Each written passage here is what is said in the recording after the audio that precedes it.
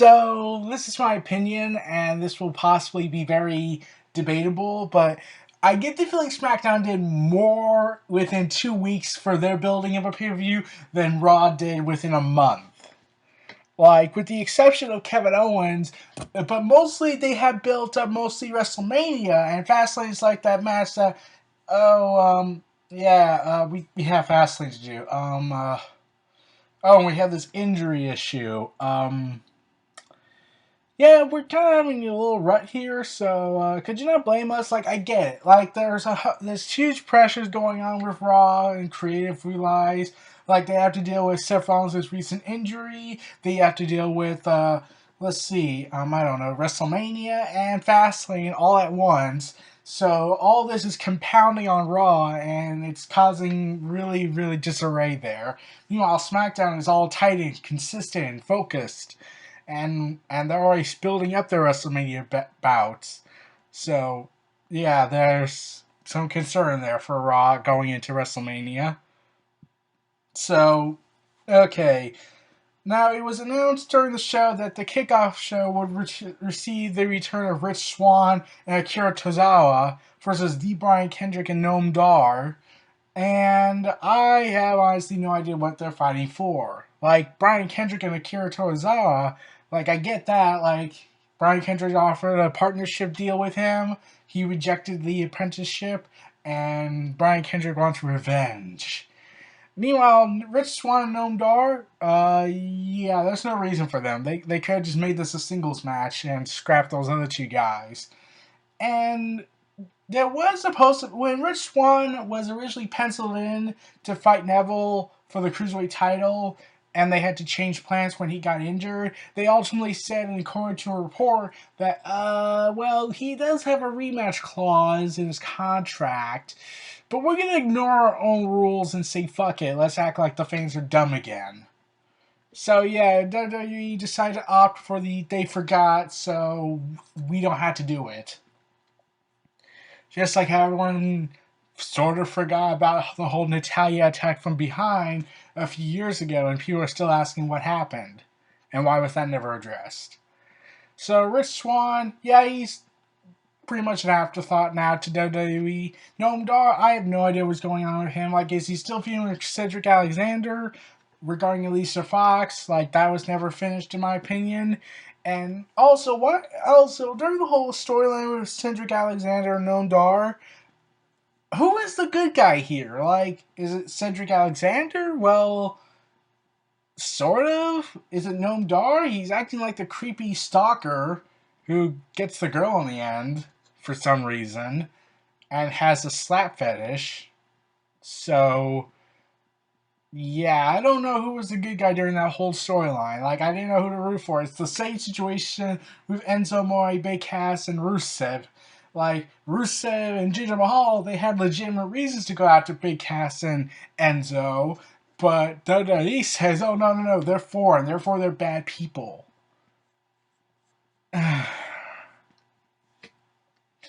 So yeah, that tag team match on the kickoff show, don't really care about it. Like, there's nothing to care about it. Like, the Cruiserweights aren't given enough time, so what's the point in caring about this match? At best, they're going to get like 5 minutes.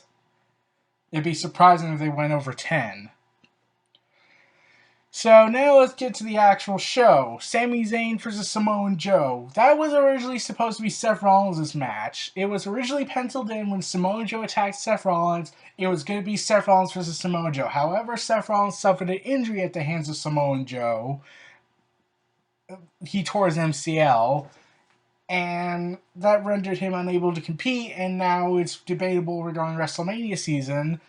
But it's been said, he said in a recent interview on WWE Raw during the final build-up to Fastlane that he will be at WrestleMania and will confront Triple H, so we could still get a match between him and Triple H. So that kind of renders Samoa Joe's appearance and debut kind of pointless, since the mission was to destroy Seth Rollins, and he doesn't even get the opportunity to get his hands on him in a match. He just goes straight to Triple H. Like, they're clearly doing something. Like, are they going to do it after the show, after WrestleMania, and do a feud there? Like, they could do that. But so far, yeah. So they had to. Oh god, we just lost Seth Rollins again. Oh god. Okay. Okay. Here's the plan. Okay. Throw in Roman Reigns, and then Roman Reigns gets beaten by him, and now it's reported that Roman Reigns might be banged up for a bit. Okay. We can't do that. We have a match with him with Braun Strowman. Let's see. Oh, let's get that guy that everybody loves, yet we for some reason hate for some reason because what was the reason again? Um. Uh. Yeah. What was the reason why Sami Zayn had heat backstage a month ago? It was never really said. It was just said, "Oh, he has heat." Okay. So Sami Zayn was Seth Rollins' replacement, and Samoa Joe started attacking him when Sami Zayn disrespected Samoa Joe.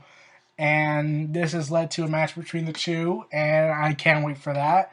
It has potential to steal the show, but it has to compete with a women's match, and well, that's pretty much it. Like, I don't know about Roman Reigns versus Braun Strowman. That's going to be debatable. So now that this has happened, like, they haven't really had promo time for this. Like, they had two interviews, and it led to sneak attacks. It's kind of okay. Like, yeah, like this video might be shorter than usual.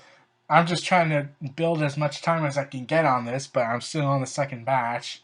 So, Sami Zayn, Samoa Joe, that has potential to steal the show, especially in Samoa Joe's first pay-per-view match.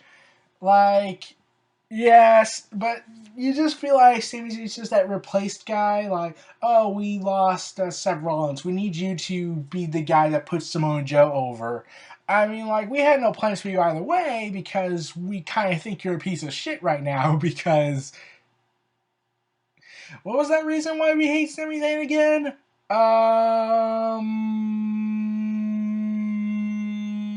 Yeah, I got nothing. Okay.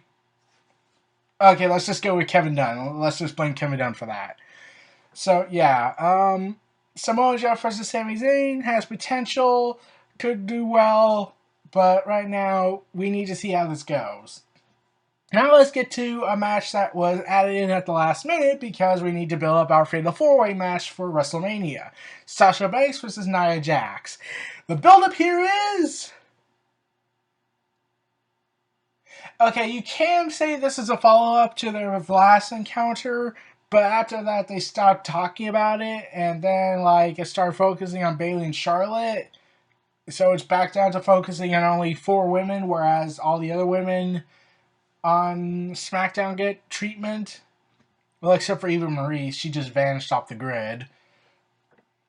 So yeah. Anyways, Sasha Banks and Nia Jax, they have pretty much no build up for this pay-per-view match. Like, if you added in their previous build, which you can see in my Royal Rumble Thoughts video, then you get something. But ultimately, Nia Jax and Sasha Banks, it's just there because we need to start building up our Fatal 4-Way match at WrestleMania between Sasha Banks, Nia Jax, Charlotte Flair, and Bayley. Speaking of which, Charlotte Flair versus Bayley for the Women's Championship. Wait, the Raw Women's Championship. No, I mean, yeah, the Raw Women's Championship. There are too many championships right now in WWE. Like, I get it's a brand extension and whatnot, but like, couldn't you come up with a more creative name than just the Raw Women's Championship? I mean, like, granted, no one wants to see the Divas belt back, but like, yeah.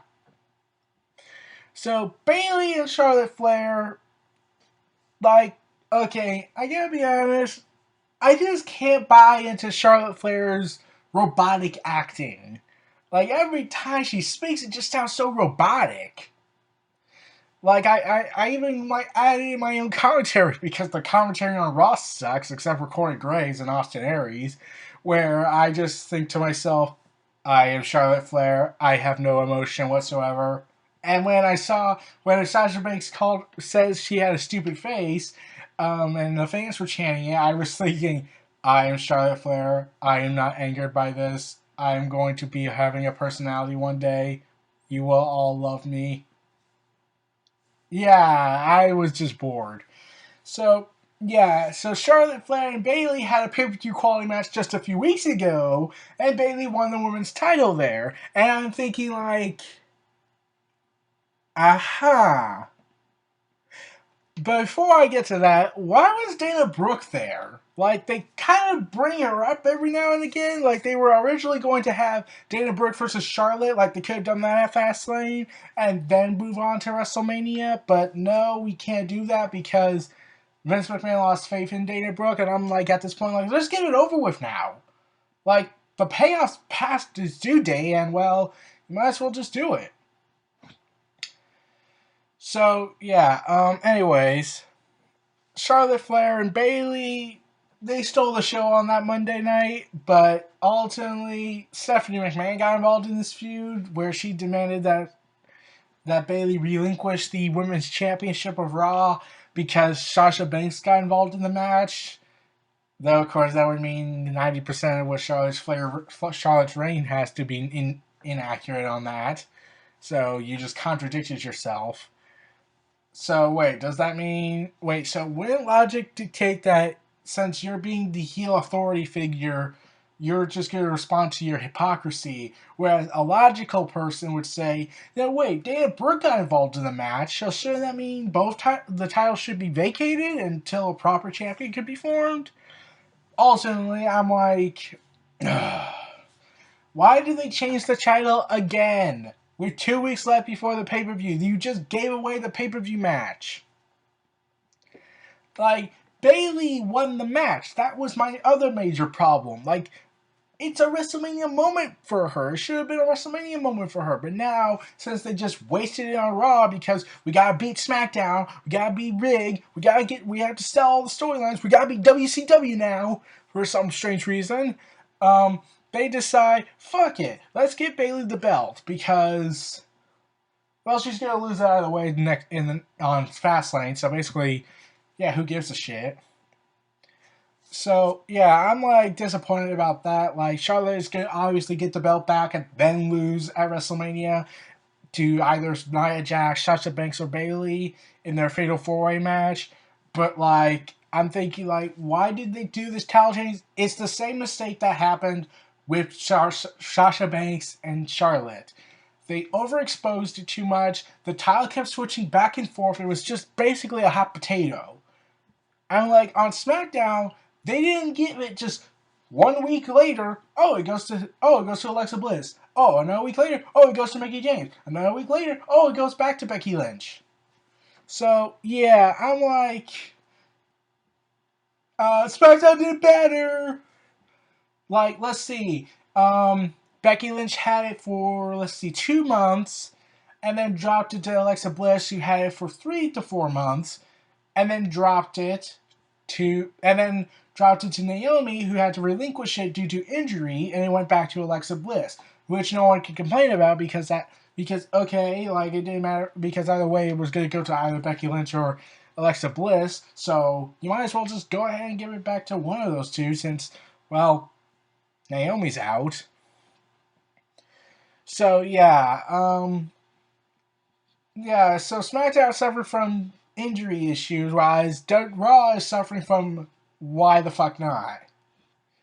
Like this, they just wasted this big moment for Bayley, where they could have done it at WrestleMania and got a bigger reception and a better payoff. But no, we got wasted on Raw because WCW style. Like, it's disappointing.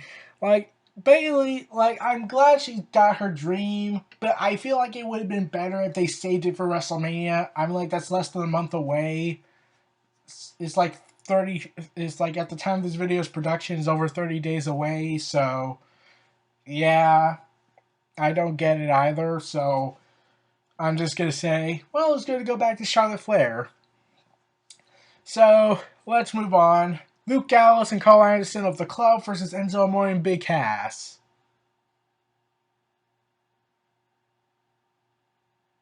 This silence is intentional, I must add. It's because there is no storyline here. Enzo Amore and Big Cass won a tag team. Like, the only thing was that Luke Gallows kicked Enzo Amore in the face and Big Cass interfered, costing Cesaro and Sheamus the match. and it looked like they were building a triple threat tag team match, but then they decided at the last minute, oh, we can't do that. And the New Day was originally penciled in to get involved, but we can't do that. So we're instead going to have the New Day host WrestleMania for some reason. Hopefully it has a big payoff, though I'm pretty sure it's not. And then we got Cesaro and Sheamus like, oh, they're in the background now. We gotta put them in filler storylines and give them Samoa Joe. But then, there was no build-up here. Like, but kick to the face because Luke Gallows was annoyed with Enzo, which is obvious. And then you got Sheamus kicking Enzo in the face and causing the fans to chant and praise Sheamus for that assault, which shows how much damage the WWE booking has done, which makes me concerned for Matt Hardy a lot, since it just got reported that he left TNA. So, yeah. Matt, listen, I'm not getting off track here, but Matt, either you somehow convince Vince that you need full creative control over your character in order to make this gimmick, to make the broken gimmick work, or just stay in the independent scene for a bit. Or, try to talk to TNA again. Though something tells me report, since there were some issues with the negotiations, I'm pretty sure that's going to be off the tables for a while. So, yeah, I think it's best you either go to Japan or go to Ring of Honor. Not the WWE, because look at Enzo Amore and Big Cass. Two popular acts in NXT, and then they became sexual predator and his sexual harasser and his best friend, and then annoyer, and now whatever it is right now. So, yeah, kind of shows the whole, there's a discrimination going on with NXT guys. Mostly. Except for the independent wrestlers that get to go to NXT, then go to the main roster. Oh, they get special treatment. So, yeah, no build up here. Let's move on. Neville versus Jack Gallagher. Yeah, like, Jack Gallagher, he wasn't supposed to be the number one contender. It was supposed to be Rich Swann, but like I said earlier, so Rich Swann got injured, and they had to change plans, and ultimately scrap Rich Swann, even though he was only gone for like 2 weeks. Okay.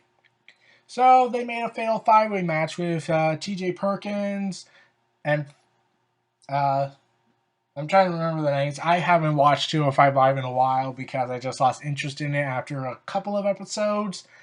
Mostly because I don't feel anything for the characters. There is little to no development except for the heels, and the developments they do give, it's confusing. Noam Dar and Cedric Alexander is the confusing one. And Jack Gallagher is the only good guy here that actually gets some form of development. Meanwhile, Neville overshadowed all that development because of his heel turn. Hold on. Alright, where was I? I had to go somewhere for a second. So, anyways, when Neville came, all that character development was overshadowed because of this heel turn, because everyone wanted to see Neville turn to a bad guy, or at least inject some new life into the Cruiserweight division. But I also kept my focus on Jack Gallagher to an extent, because he was just so fun, especially during the Royal Rumble where he used his lucky umbrella to humiliate Chris Jericho. However, he got eliminated so quickly. Yeah. So this led to a contract signing between the two guys, and Neville claims that Jack Gallagher was a British stereotype, and Neville was the true representation of a British person. And I'm like, so you're okay. Okay, let's say this. Jack Gallagher is from the 1800s or the 1700s, and Neville is acting like he's from the 20th century. Let's go with that. Let's say that. But ultimately, you're both being stereotypes. So, yeah. Like, I still don't get the whole Neville hates America attitude. Like, they didn't need to add that. Just have him declare as the king of the cruiserweights. Just say that. So yeah, I would say this has potential to steal the show, but considering how there was an edict that was passed by WWE's management that it was reported that Raw was to have lesser time for the cruiserweights, you mean to tell me they had more time before? So yeah, because I'm pretty sure they're phasing it out from Raw to move to 205 Live exclusively. That's a possibility, but that and and also, I'm just gonna say JBL's defense of the 3 hour Raw system, where he says, "Oh, we have the cruiserweight segments. That's 4 segments," and I'm like, "Yeah, except they're all over in less than 10 minutes, so there is no point so you could basically wedge that into the 2 hour program, since you have no care whatsoever about the cruiserweight division." So yeah, that defense just falls flat on its face considering how much time they get. Oh well. Neville is also penciled in to fight Austin Aries. They sort of hinted it a few weeks ago during an interview prior to the Fatal 5-Way match. So they're going to build up for that. So I'm expecting Neville to retain. And yeah, Jack Gallagher is just the father for Neville to conquer and then face Austin Aries, which will be an awesome match. I just hope they get the time. And now let's get to our 2 main events. Roman Reigns versus Braun Strowman. Okay, this video was a different approach to Reigns. Like, I know what's really going to happen at the end of all this because Roman Reigns is penciled in to fight The Undertaker, and I'm pretty certain they're going to have him win. The best case scenario is that The Undertaker gets involved somehow and Braun Strowman wins.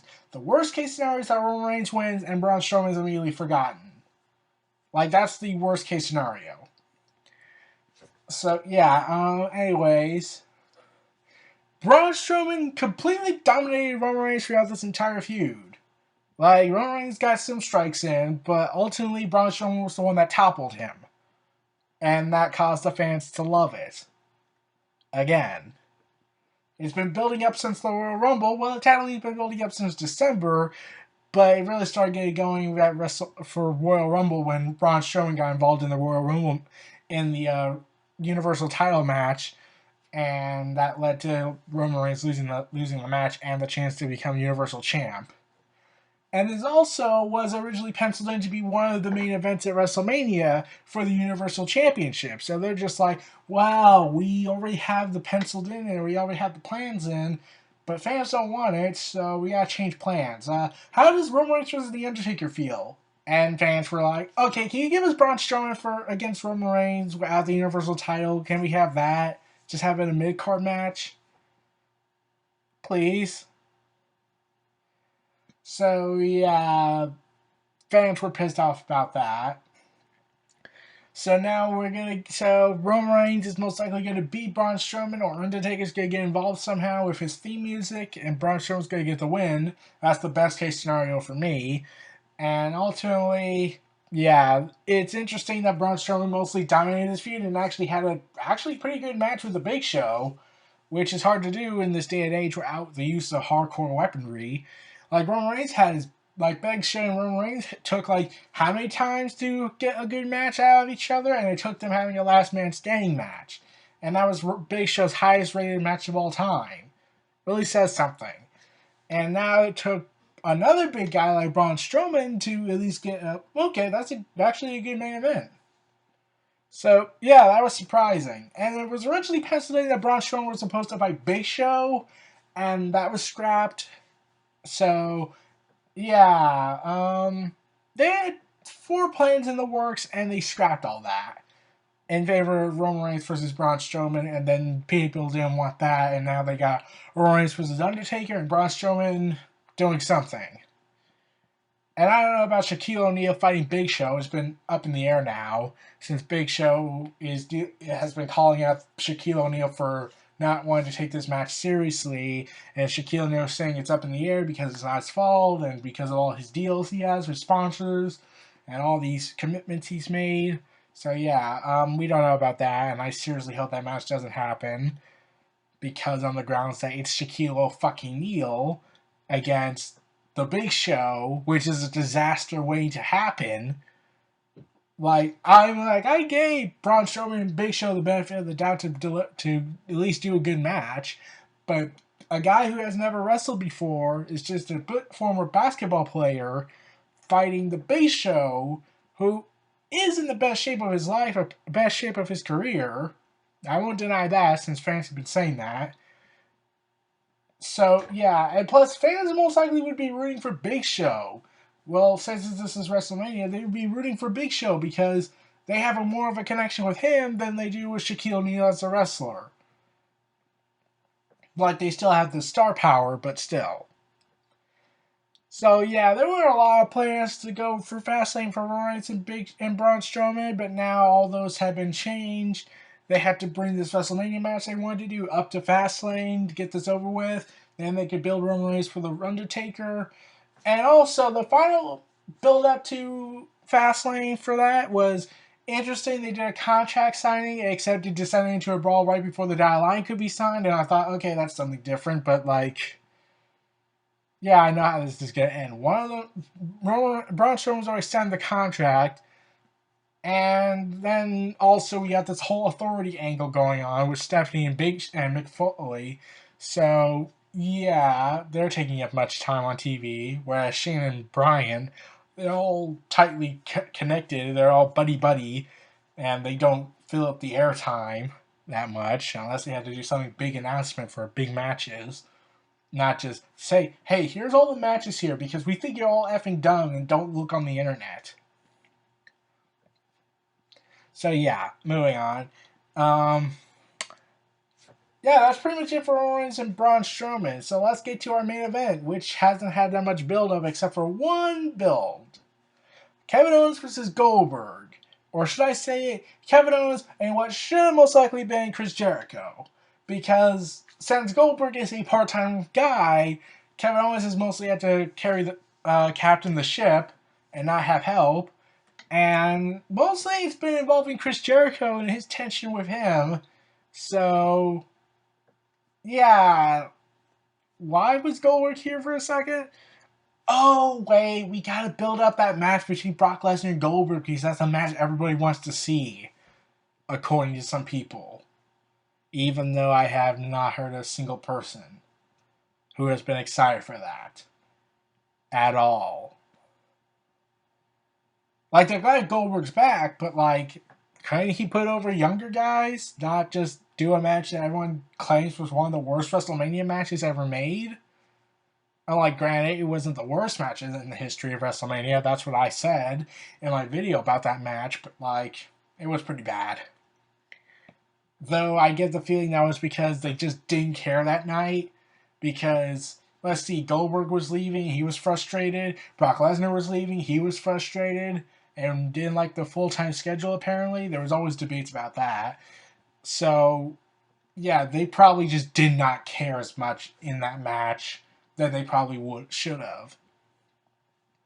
So, yeah, I'm hoping they do a better performance. But considering what happened at Survivor Series, yeah. Anyways, so yeah, so Kevin Owens even admits that yeah, that's a mid card match, and Goldberg says, you know what, I'm gonna challenge you for the Universal Title match, making my entire dedication to go to the Royal Rumble was completely superfluous. On the grounds that, well, I'm getting the Universal Title anyway, so might as well just do this. Yeah, I still don't get the whole why not just have Goldberg fight Kevin Owens at the Royal Rumble and then have a match at Fastlane and then afterwards fight Brock Lesnar. They could have just done that instead of all this undercover, all this whatever stuff going on. So, anyways, Kevin Owens, however, that pretty much covers the Goldberg side of things. Kevin Owens is having tension with Chris Jericho since Chris Jericho is the one that put him in this match. And honestly, I would have preferred Chris Jericho versus Goldberg. They could have done a much better storyline, especially building up of WCW, especially when they bring back Gillberg. And Goldberg just said on Twitter, moron. And yeah, there's no hard feelings between Goldberg and Gillberg. Oh, wait, there is. So Kevin Owens is pissed off and frustrated with this whole festival of friendship. And he wants Chris Jericho to like bring out Goldberg so they can beat the hell out of him. And Chris Jericho instead offers him Gilbert, and well, that ends disastrously since Kevin Owens beats him up.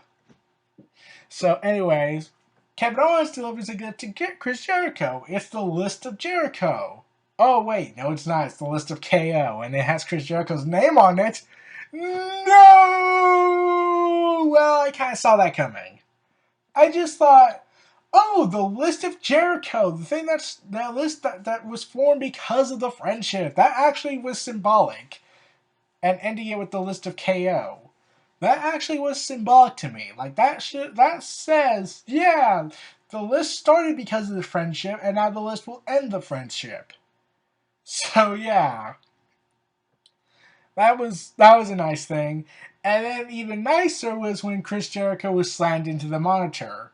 A la Shawn Michaels being slammed into the monitor by Chris Jericho, and then previously before that, Shawn Michaels slamming Marty Jannetty into the glass window of the barbershop. Yeah, there's a lot of ring theory going on around here. And I was thinking, like, is this the Kevin Owens we're finally going to see? Yes, it's Kevin Owens! It's the Destroyer Kevin Owens! The Fight Owens fight gimmick! Not the Run Owens runs, Hide Owens hides! However, at the same time, I was upset because, well, Goldberg's going to win the match, so they might as well say, oh, we had this ability to make him this proper champion this whole time, we just did not give two shits. So we're doing it now. Is that okay? Which makes me say, I'm going to draw this gun out and shoot you, creative, because you're a bunch of idiots. Nah, not really. I'm just going to complain about it. Because, well, it's kind of insulting to me when WWE acts like they don't know what to do, and then they really have something to do it, but it's too late by then, and they're already going to just basically throw them to the side because, well, we got to give this part-timer the opportunity because even though he's done everything in this business, he deserves more than you, a full-time wrestler who's given his blood, sweat, and tears for this company, and also been wrestling non-stop for 15 years unless an injury happened. So, yeah. So, there have been debates. Also, on Twitter, Goldberg and Kevin Owens, they had a more interesting feud going on there. You can check out the articles talking about Kevin Owens and Goldberg's Twitter feud. Like, that was better than the entire build-up for me. And more hilarious. And established Kevin Owens as the king of Twitter trolls. So, yeah, Goldberg, I'm most likely going to expect him to get the bell. However, there was a report that came out that said that might not actually happen, which I hope, since I want to see Chris Jericho and Kevin Owens duke it out for the Universal title, and hopefully Goldberg and Brock Lesnar just gets, it's a upper mid-card match, not the main event. Since Vince McMahon reportedly wants that match to be the main event, whereas before, it was reported that they wanted a wrestling main event in order to compete with New Japan Pro Wrestling's Wrestle Kingdom main event between Kenny Omega and what's his name, since I am not going to try to pronounce that since I know I will fail miserably. So, yeah, I'm hoping Kevin Owens wins the match, though it can't be because of Brock Lesnar, because that would be stupid on the grounds of, well, Brock Lesnar would have something to gain from this match if Goldberg wins. And also, Chris Jericho is going to probably get involved and cost Kevin Owens the match, so that's a possibility. But if Brock Lesnar's the reason Goldberg loses the match, well, that just kind of becomes very stupid because Brock Lesnar could win the Universal Belt from Goldberg. Oh, who am I kidding? He is going to win the Universal Belt from Goldberg. But the storyline says they don't know that yet. But we as fans, we know what's going to happen at WrestleMania between the two gladiators. So get it over with and just say he's not going after the belt. He's not going to go after Goldberg at Fastlane. He's going to wait and take a prize from him. And plus, there's another report that says that Brock Lesnar will hold on to that title after WrestleMania for a couple of months and drop it either Roman Reigns or Braun Strowman. Not to another wrestler, not to, like, okay, at least it's a younger talent, and it'd be a little bit more interesting if Braun Strowman beat Brock Lesnar, but I'm pretty sure they're not going to take that big of a leap of faith yet. This isn't SmackDown, for God's sakes. So yeah, I've given you my thoughts on the WWE build up to Fastlane. This was Neo Reality Entertainment. Feel free to like, comment, subscribe, and donate. Stay tuned for more.